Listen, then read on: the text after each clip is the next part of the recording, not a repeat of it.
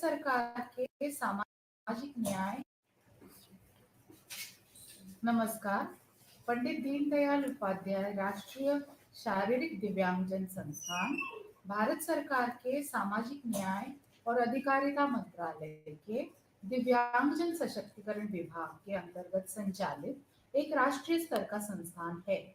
यह संस्थान चलने फिरने की समस्या से ग्रस्त दिव्यांगजनों को कृत्रिमांग और सहायक चलन उपकरण उपलब्ध कराने के साथ साथ शरीर के अन्य अंगों में चोट या अन्य किसी कारण से उत्पन्न हुए दर्द, अकड़न, मोच जैसी समस्याओं से ग्रस्त व्यक्तियों को फिजियोथेरेपी और ऑक्यूपेशनल थेरेपी की सेवाएं भी उपलब्ध कराता है। संस्थान में बाल रोगियों के उपचार की भी पूरी व्यवस्था है। संस्थान के फिजियोथेरेपी और ऑक्यूपेशनल थेरेपी विभागों में रोगियों को उपचार देने के लिए आधुनिक मशीनों का उपयोग किया जाता है और अनुभवी थेरेपिस्ट उन्हें आवश्यक थेरेपी देते हैं। The International Day of Persons with Disabilities is annually observed on 3rd December to promote the full and equal participation of persons with disabilities and to take action for the inclusion of persons with disabilities in all aspects of society and development. The theme of this year is Building Back Better towards a disability inclusive, accessible, and sustainable post COVID-19 world. The Institute is observing the day by sensitizing the masses, including service providers and stakeholders, towards rehabilitation of persons with disabilities. For this purpose, today's webinar, titled as Building Back Better Post COVID-19, will be presented before you all by the rehabilitation professionals of this institute. संस्थान की गतिविधियों के संदर्भ में अधिक जानकारी के लिए संस्थान की वेबसाइट www.iphnewdelhi.in पर विजिट किया जा सकता है। यदि आपके पास इस संबंध में कोई जिज्ञासा या प्रश्न है तो आप मेल भी भेज सकते हैं। हमारी ईमेल आईडी है diriph@nic.in। हाल ही में कुछ ही समय बाद हम अपने यहाँ अर्ली इंटरवेंशन सेंटर भी शुरुआत करने जा रहे हैं, जिसके बारे में भी वेबसाइट के द्वारा आपको सूचित किया जाएगा। और अब प्रस्तुत है पंडित दीनदयाल उपाध्याय राष्ट्रीय शारीरिक दिव्यांगजन संस्थान द्वारा आयोजित वेबिनार, जो कि international day of persons with disabilities के उपलक्ष्य में प्रसारित किया जा रहा है। धन्यवाद।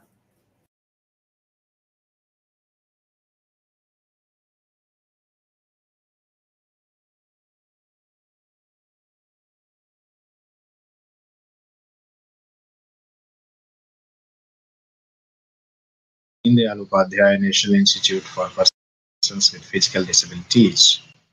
Building Back Better Post COVID-19.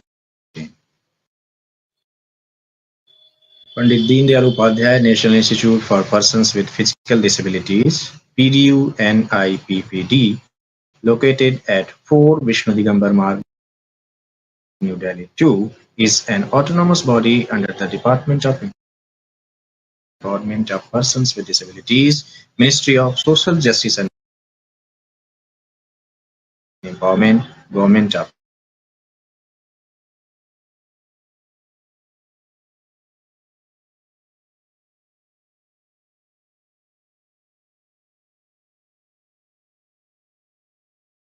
India, Department of Empowerment of Persons with Disabilities, Ministry of Social Justice and Empowerment is the chairperson of the General Council, whereas the Joint Secretary to the department is the chairperson of the Standing Committee. The General Council lays down the guidelines and policies for the Institute, whereas the responsibility of ensuring the execution of those guidelines by the Institute lies with the Standing Committee. Human Resource Development. The Institute is a pioneer in manpower training in the area of locomotor disabilities. The Institute conducts 4 long-term courses in affiliation with University of Delhi, which are Bachelor of Physiotherapy with a duration of 4.5 years and intake capacity of 68 students per year. Bachelor of Occupational Therapy, BOT, again with duration of 4.5 years and intake capacity of 68 students. Bachelor of Prosthetics and Orthotics with 4.5 years duration and intake capacity of 39 students. In addition to above undergraduate courses, the institute also runs master's program in prosthetics and orthotics MPO of 2 years duration with intake capacity of 10 students. Rehabilitation services and activities. The institute's rehabilitation service team comprises of orthopedic surgeon, pediatrician, Ayurvedic specialist, clinical psychologist, and physician, physiotherapist, occupational therapist, P&O, speech therapist, social and vocational counseling and guidance. The team of the rehabilitation professionals of the institute is highly skilled. As has been discussed, it comprises of several wings. The physiotherapy department of the institute works on following mandate: to provide state-of-the-art physiotherapy services, to develop skilled professionals in the field of physiotherapy, to carry out evidence-based practices, to conduct research and development in the field of physiotherapy and rehabilitation services. OT department of our institute works with following mandate: services to train for day-to-day activities of work, self-care, leisure, and play, to enhance development of skills and possibilities, work adaptation as per the abilities of the patient, to figure out affected areas and train the patient in performing these activities in a more functional and successful way. Sensory integration services for children with disabilities. Further, PDUNIPPD is an implementing agency of ADP scheme of Government of India. Prosthetic and orthotic appliances and rehabilitation aid and appliances are provided under ADP scheme to needy persons with disabilities either free of cost or at subsidized rate. The institute is also providing psychological services through a clinical psychologist. Jobs involve evaluation of persons with cerebral palsy, mental retardation, and emotional and behavioral issues, evaluation of child behavioral issues. Parents are counseled for home management and proper placement as per their rehabilitation needs. The common psychological diagnostic test of PWDs is also performed. The institute provides counseling to the patients and their family members for their comprehensive rehabilitation. Various other services like job placement, vocational training, self-employment, placement in schools and old age homes are also being arranged to the disabled persons according to their potential. PDUNIPPD has one regular post sanctioned for a speech therapist. The Speech and Hearing Unit of the Institute provides speech therapy to children and adults with speech and hearing impairments. The Institute runs an integrated primary school for children with disabilities who learn hand in hand with other children. Outreach and other activities. PDUNIPPD conducts rehabilitation camps under ADP scheme of Government of India at different places of the country where professionals of the institute are deputed to go and assess persons with disabilities for their needs of assistive devices. Skill development training. Skill development training program is conducted under National Action Plan. In addition, awareness generation programs are also conducted at different places to sensitize the masses towards the field of disability. It is providing comprehensive rehabilitation services through its composite regional centers at Srinagar in J&K, at Lucknow in UP, and through southern regional centers situated at Sikandrabad in Telangana. The institute also caters rehabilitation services through its satellite centers at Simapuri and Narela in Delhi, Nilokheri in Haryana, and Tonk in Rajasthan on community rehabilitation model approach. Namaskar, my name is Anup Agarwal and I would like to inform you about the role of physiotherapeutic intervention for the patient suffering from COVID-19 disease. Also, I would inform about how the institute continued to provide rehabilitation services for the needful persons even during the lockdown time and after that, while carefully complying with the guidelines laid by Ministry of Home Affairs, and Ministry of Health and Family Welfare. The graph, which is visible on the screen right now, shows the result reported by a survey study conducted through World Health Organization. It indicates that among the participants of this survey who were in need of rehabilitation services are not able to have adequate access to such rehabilitation services during COVID-19. However, this is to inform here that some of the organizations, including this Pandit Deendayal Upadhyay National Institute, continue to provide rehabilitation services through OPDs, through teleconsultation, through video call, and through telephonic access to the needful persons. Now, impact of COVID-19. COVID-19 disease is a new form of disease, and its whole impact on human body is not completely known.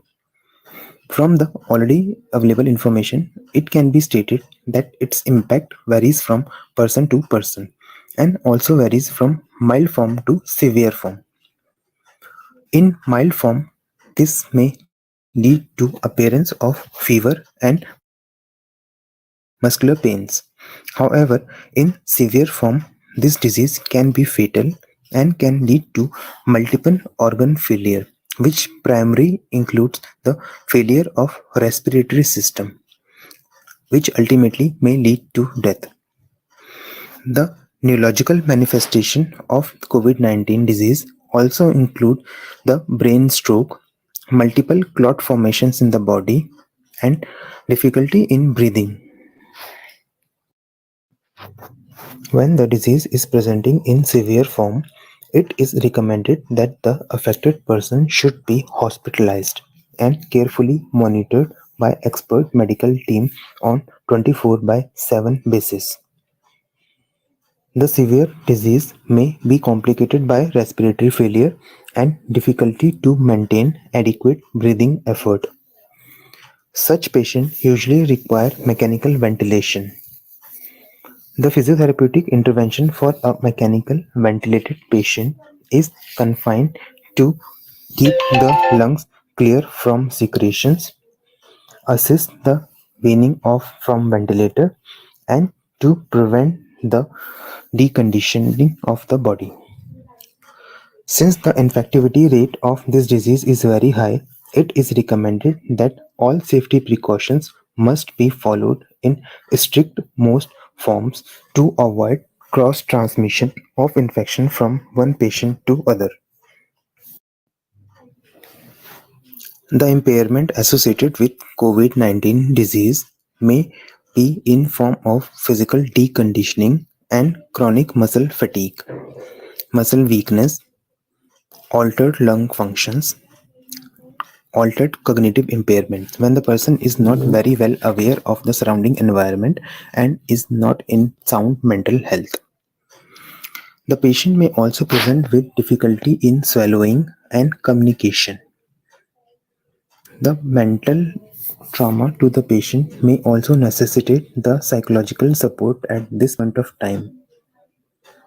The management of such syndromes is done by multidisciplinary team. Some of the complications may persist for long term and may involve multiple organs. This diagrammatic presentation indicates that acute phase management of COVID-19 patient is done in hospitalized setup with intensive monitoring. Here the prime aim is to stabilize the patient's medical condition, to keep the lungs free from secretion, and to prevent associated complications such as pneumonia. Once the patient is stable, the patient may be shifted to ward, and in ward, the multidisciplinary team may play a role. Once the patient is discharged from hospital, the long-term rehabilitation may be performed either on community-based rehabilitation or in OPD setups or at home environment.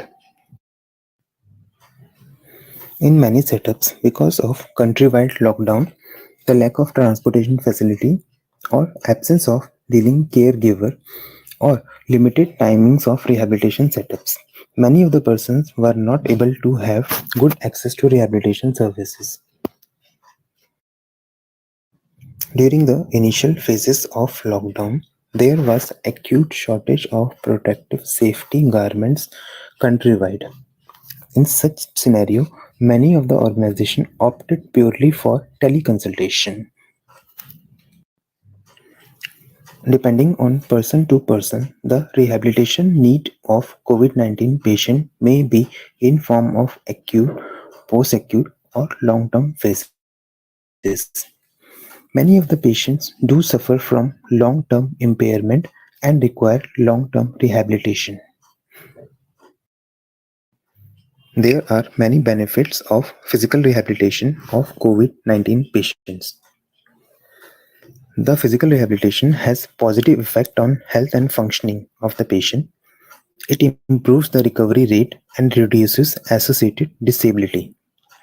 It also facilitates the early discharge of patient from hospital scenario and also reduces the risk of readmission because of illness. Physical rehabilitation improves the survival and improves the quality of life. There are many issues which are faced by physiotherapists for COVID-19 patients in post-infection phases. These include difficulty in maintaining the adequate pulmonary reserves, that is, adequate stamina of lung and heart system while performing physical exercises. The patients also present with generalized and symmetrical weakness of the muscles. Usually, this form of weakness is more prominent in the hip and shoulder area, and comparatively lesser weakness of hand and foot region. Some of the patients might have received steroid treatment or could have suffered infection to distant organs via bloodstream. Such patients do present with comorbid state and require further careful dealing while intervening exercise programs. COVID-19 disease affect all domains related to health. That is, it significantly impacts the physical domain, social domain, as well as mental health of the individual who is suffering from this disease. Now, let us explain how this Pandit Deen Upadhyay National Institute was able to continue in delivering the rehabilitation services both at academic as well as clinical front during COVID-19 lockdown. From staffing point of view, the adequate number of staff members are posted in their respective department so that rehabilitation services of the institute can continue unhampered. The staff members attend their duty in institute in compliance with their time slots so that person to person interaction could be reduced and risk of infection transmission is also reduced. In compliance with the guidelines of Ministry of Home Affairs, half the strength of a given department attends the office daily. The staff members who are not attending the office physically on a given day continue to work from home. In OPD setup, the all departments worked in synchrony so that patients' waiting time is reduced and overlapping treatment is also avoided. Other miscellaneous considerations.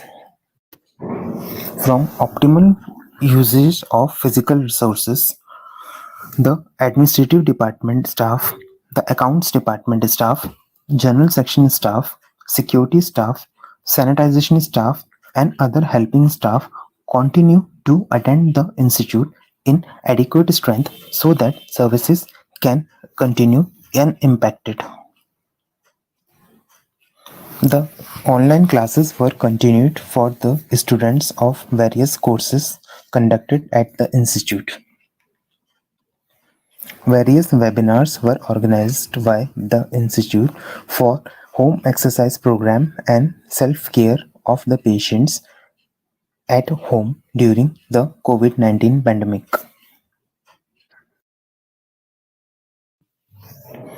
COVID-19 disease has created a human crisis on unprecedented scale. It has affected millions of people worldwide. Its impact is more prominent among the persons who are having various forms of disabilities. Just imagine if a person with limited mobility is relying completely on the family members or helpers or caregivers for his or her mobility related needs. For such patients, the family member or helper may act as potential source of infection transmission. Hence, for the person who is suffering from mobility impairment, the family members or caregiver have their personal responsibility to take additional care of themselves to avoid being acting as a potential source of infection transmission. PDUNIPPD, Building Back Better. Post COVID 19 academic and service activities for rehabilitation of persons with disabilities. Occupation therapy perspective. Challenges. Pandemic of COVID-19 has led to reform of the occupational therapy practices as well as academic services. Both the person with disabilities and occupational therapy students have limited access to OT professionals. Pandit Deendayal Upadhyay National Institute for the Persons with Physical Disabilities has accepted the challenge and continued its services for the needy. The occupational therapy academic activities are being conducted primarily through online classes, that is, e-teaching and e-learning mechanism. The occupational therapy academic activities were primarily conducted by using the information technology, where we used Google Meet platform, Google Classroom, and initially Zoom, and we also use the Microsoft Team, WhatsApp. In Google Classroom, there are different aspects where we could utilize it for the assignments, examinations, materials, e-materials. And in WhatsApp, we have used the video call as well as voice calls and messages. These type of apps were available throughout the 24 hours for the students, and they could seek the help from the teachers regarding their doubts, regarding their questions. We've also used YouTube by providing the necessary links for the various video materials related to the professional learning. And mobile calls of all the teachers were also available to the students to understand or to clarify the concepts or any doubts. Some of the specific teaching techniques used for imparting the occupation therapy learning to the students are CD-ROM, pre-recorded videos of the patients as well as our models, e-links of the related materials, e-demonstrations by the therapist or by the model, e-study material which has been uploaded on the apps or the applications like Google Classroom, e-assignments which have been conducted by using Microsoft Team or Google Classroom. Some of the topics has been also practiced by the students. They have been taught how to practice and how to assess and how to take examination or other measurements on their friends or family members with appropriate precautions. Some of the specific teaching techniques used for imparting the occupation therapy learning to the students are CD-ROM, pre-recorded videos of the patients as well as our models, e-links of the related materials, e-demonstrations by the therapist or by the model, e-study material which has been uploaded on the apps or the applications like Google Classroom, e-assignments which have been conducted by using Microsoft Team or Google Classroom. Some of the topics has been also practiced by the students.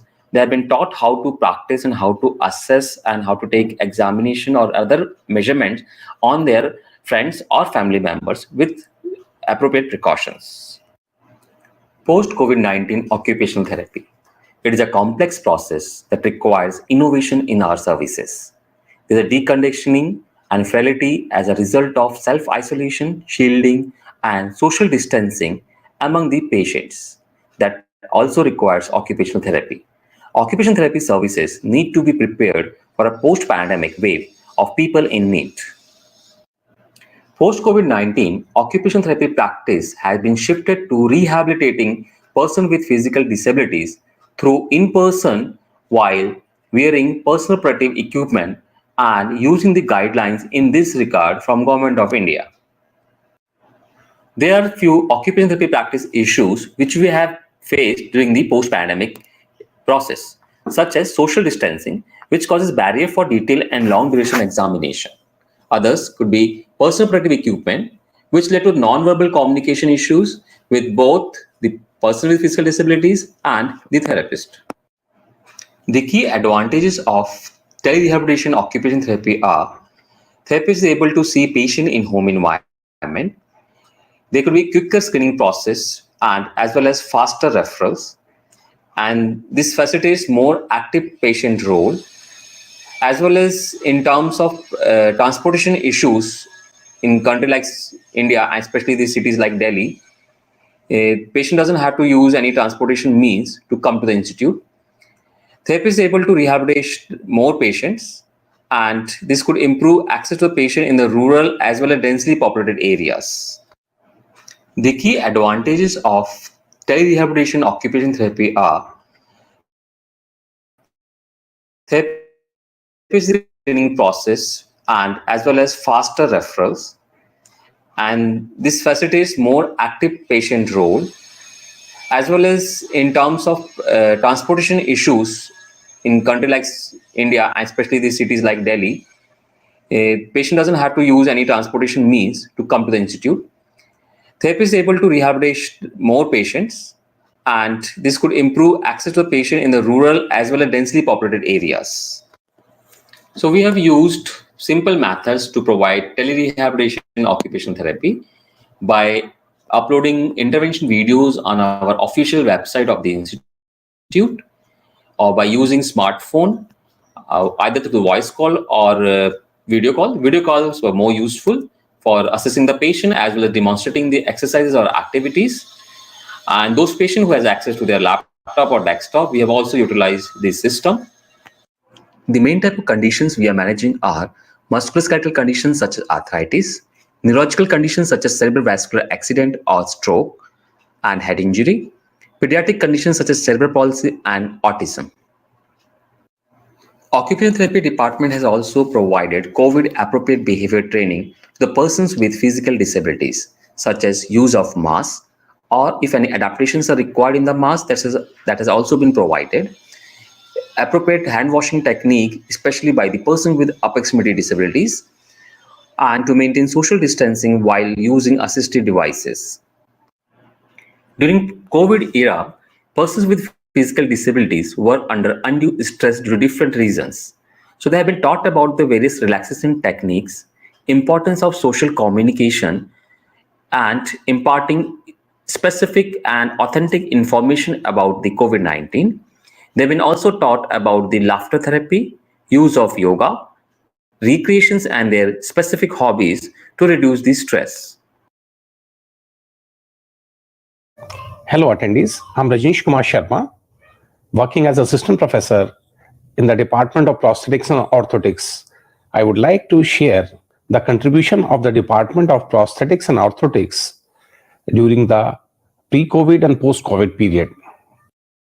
In this slide, I would like to present the disabled population by types of disability in India.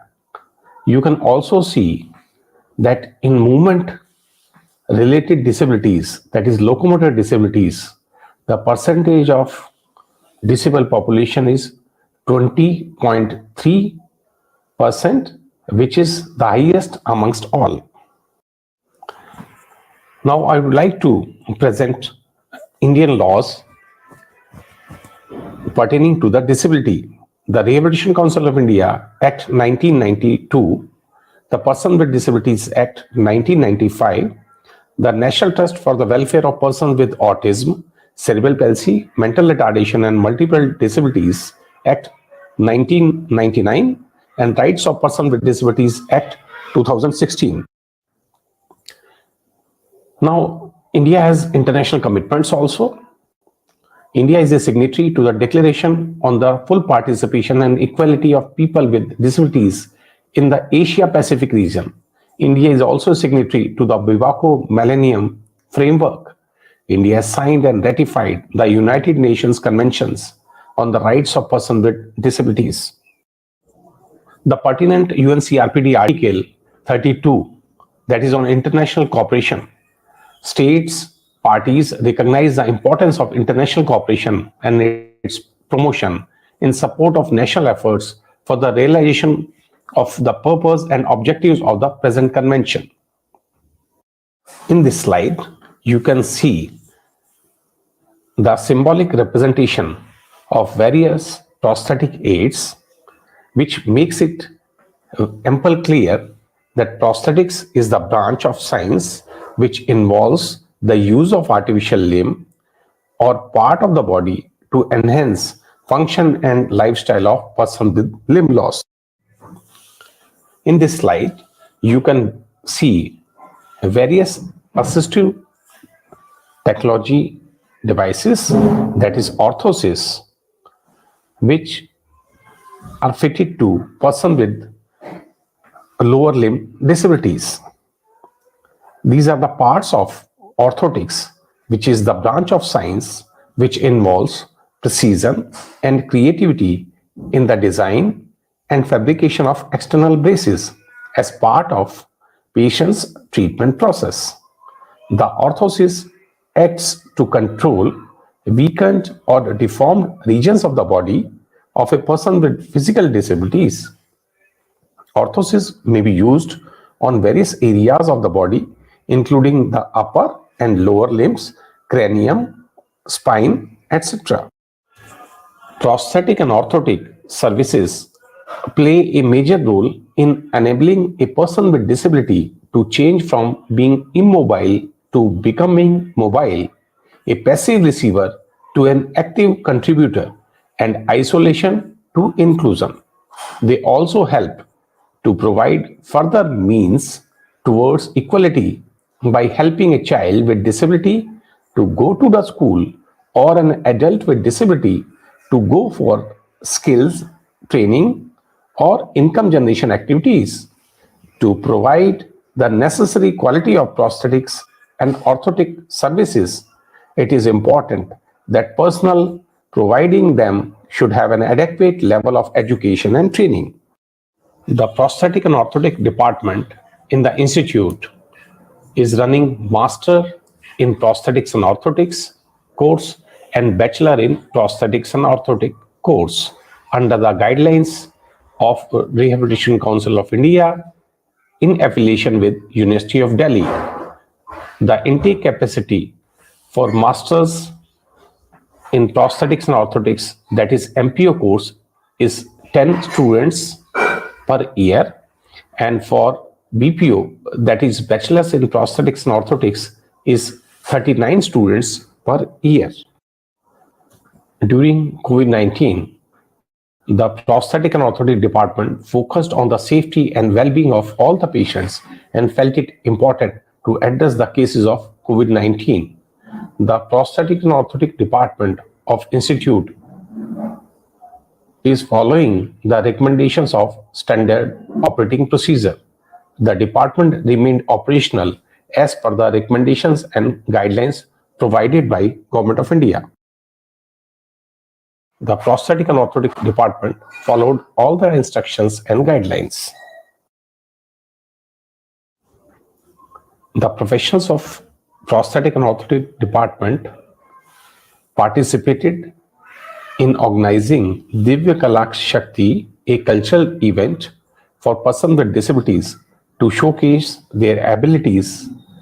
The program held in the Rashtrapati Bhavan and Parliament House. The department professional also coordinated with Ministry of Defense and NGOs to facilitate children with disabilities to participate in Independence Day celebration at Red Fort, Delhi.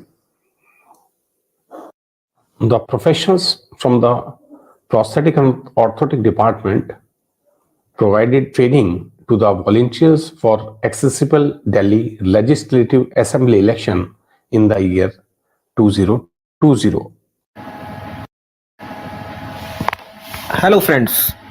You know, the global crisis of COVID 19 is deepening pre existing inequalities, exposing the extent of exclusion, and highlighting that work on disability inclusions.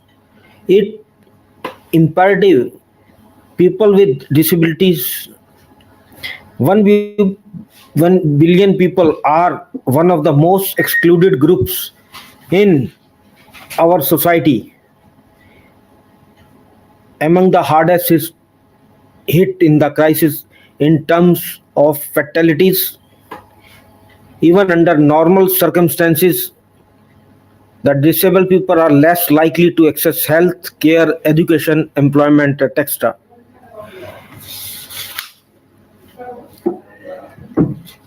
Uh, Here we can see how COVID-19 impacts person with disabilities. You know, person with disabilities are disproportionality impacted by the COVID-19 outbreak.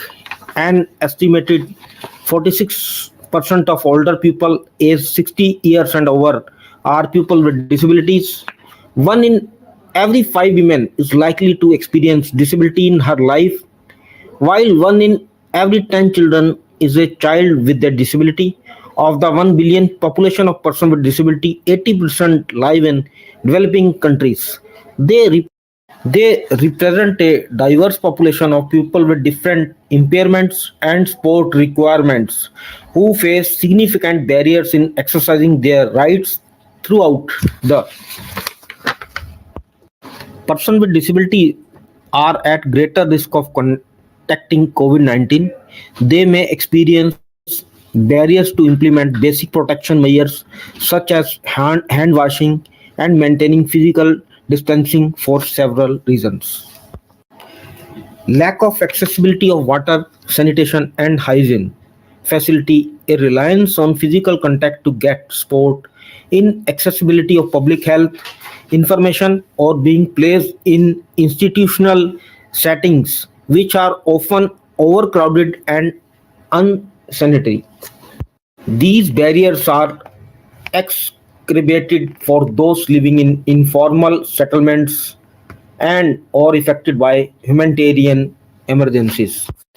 Building back better, everything we do during and after COVID-19 crisis must have a strong focus on building more equal, inclusive, and sustainable economics and societies that are more resilient in the face of pandemics and the many other global challenges we face. To build equal, inclusive, and resilient communities, it is important to one, meaningful engage person with disability at all stages of the response. Second, prioritize person with disability in the socio-economic response. Third, track inclusion and empowerment of persons with disabilities in national response and recovery plan. Fourth, improve health outcomes for persons with disabilities. Fifth, build sustainable and disability inclusive social protection systems. Sixth, address the specific situation of workers with disability in all sectors. Seventh, invest in community based solution now. Eight, initiate multi stakeholder dialogue and collaboration. Multi stakeholder dialogue and collaboration when supporting local initiatives, governments, UN entities, international donors, and civil society organizations need to promote, fund, and monitor the inclusion of persons with disabilities in all stages of design and implementation of the relevant measures. Prioritize persons with disability in the social economic response. National and subnational economic models and assumptions need to be critically reviewed to identify gaps and disproportionately impacts persons with disabilities and take into account the cost of underinvestment in the disability inclusion. Inclusion and empowerment of persons with disabilities in national response and recovery plans.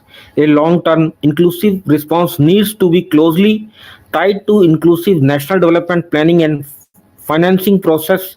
Disability inclusion should be a requirement in all COVID-19 actions and systems to allow tracking and accountability.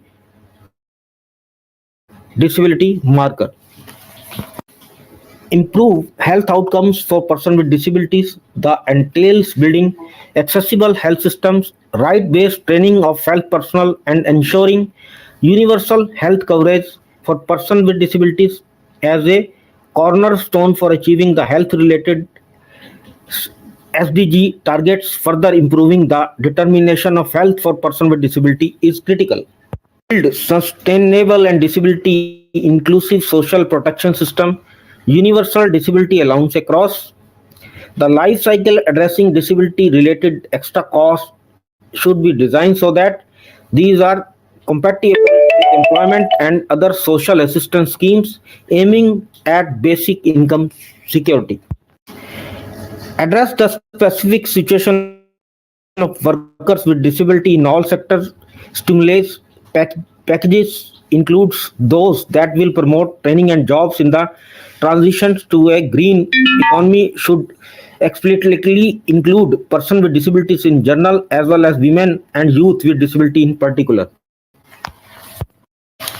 Invest in community-based solution now. Particular attention needs to be given to persons with disability living in residential institutions, and funds should be used to initiate, accelerate, and complete deinstitutionalization strategies and transition to community-based solution. This include investing and developing sports services and implementing inclusive services at local level such as education and primary health care, including rehabilitation as cornerstones for achieving the self development growth target for persons with disabilities.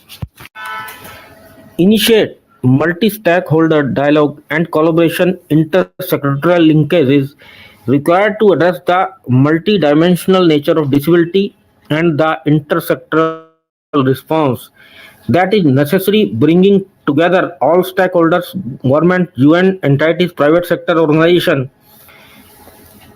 of persons with disability and broader civil society in the design, implementation and monitoring of the long-term rebuilding plan will be critical.